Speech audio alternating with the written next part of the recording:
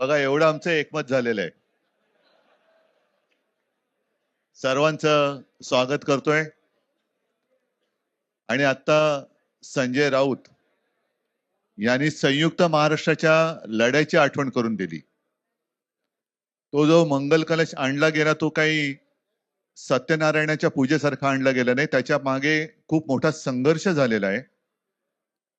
105, 107 किंवा त्याहूनही जास्त मराठी माणसांनी बलिदान देऊन मुंबई महाराष्ट्राला मिळवून दिली. आणि त्याची आठवण आज होणं स्वाभाविक आहे. कारण आम्ही आज दोघे इथे बसलेलो आहोत, ठाकरे बंधू.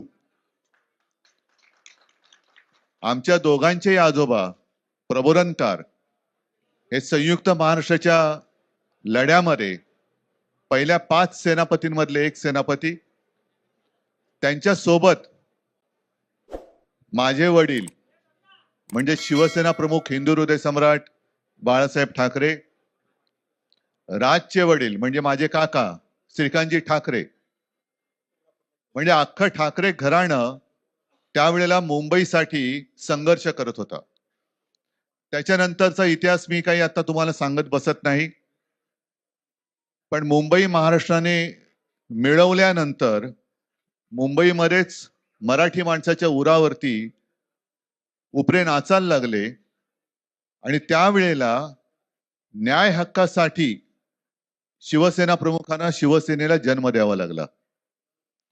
साधारणतः 60-65 वर्ष आता होतील. पुढच्या वर्षी शिवसेनेला 60 वर्ष होतील.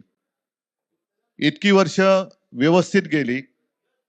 आणि आज परत आपण पाहतो आहोत की मुंबईचे लचके, मुंबईच्या चिंधड्या उडवायच्या हे मनसुबे त्यावेळेला ज्यांना मुंबई पाहिजे होती त्यांचेच प्रतिनिधी, जे वरती दोघ जण, वरती म्हणजे इकडे नाही दिल्लीत बसलेले आहेत, त्यांचे मनसुबे आहेत.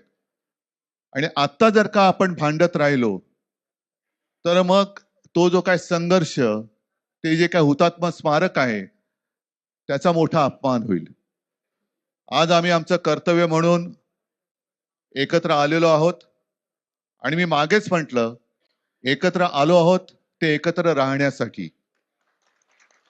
यापुढे मुंबईवरती आणि महाराष्ट्रावरती कोणी वाकड्या नजरेने किंवा त्यांच्या कपटी कारस्थानाने महाराष्ट्राला मुंबईपासून किंवा मुंबईला महाराष्ट्रापासून, मराठी माणसापासून तोडण्याचा प्रयत्न करेल, त्याचा राजकारणात खात्मा केल्याशिवाय राहणार नाही. शपथ घेऊन आम्ही मैदानात उतरलेलो. उत्साह अमाप आहे. मी तुमच्या सर्वांच्या माध्यमातून, मला कल्पना आहे की आज केवळ महाराष्ट्रच नाही तर अख्खा देश बघतोय.